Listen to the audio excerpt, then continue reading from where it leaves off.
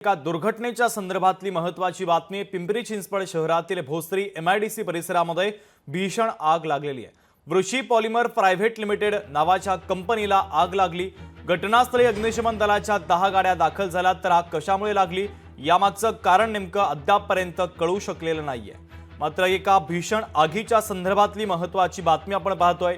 पिंपरी चिंचवड शहरातील भोसरी एमआयडीसी परिसरामध्ये ही आग लागली, तर वृषी पॉलिमर प्रायव्हेट लिमिटेड नावाच्या कंपनीला आग लागल्याची ही दुर्घटना घडलेली आहे।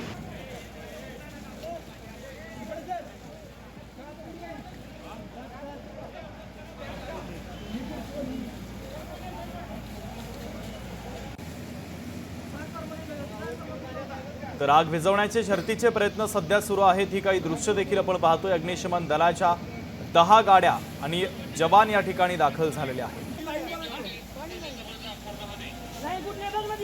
सुशांत डुमरे आपले प्रतिनिधी आगीच्या संदर्भातले सध्याचे अपडेट आपल्यापर्यंत पोहोचवतात। सुशांत, पिंपरी चिंचवड शहरामधील भोसरी एमआयडीसी मध्ये सेक्टर 10 या ठिकाणी एका कंपनीला आग लागलेली आहे। रबर आणि प्लास्टिक या कंपनीमध्ये बनवलं जात आहे।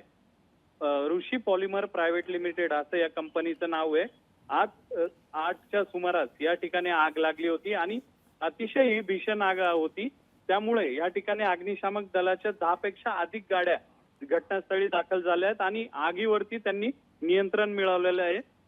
परंतु ही आग कशामुळे लागली याची अजूनपर्यंत कोणती माहिती मिळालेली नाहीये। सुदैवाने यामध्ये कोणतीही जीवितहानी झाली नाहीये, परंतु या ठिकाणी कंपनीचं मोठं नुकसान झालेलं आहे आणि आतमध्ये जो माल होता तो पूर्णपणे जळून खाक झालेला आहे। अगदी सुशांत, महत्त्वाचे अपडेट या बातमीच्या संदर्भातले पोहोचवलेले आहेत। तुर्तास धन्यवाद।